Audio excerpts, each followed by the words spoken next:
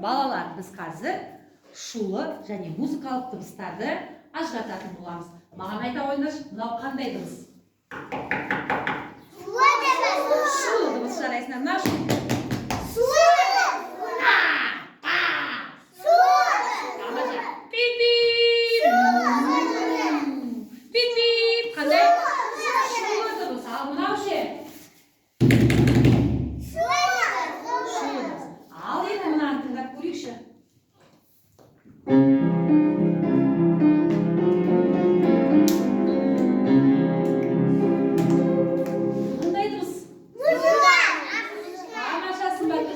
музыкалық дыбыс. Біз неге оны музыкалық дыбыс деп атаймыз, балалар?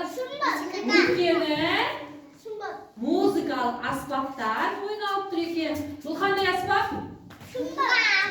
Музыкалық аспап, аспаптың аты не деп аталады? Пианино. Дұрыс айтасыздар. Пианино. Тағы қандай музыкалық аспаптарды білеміз?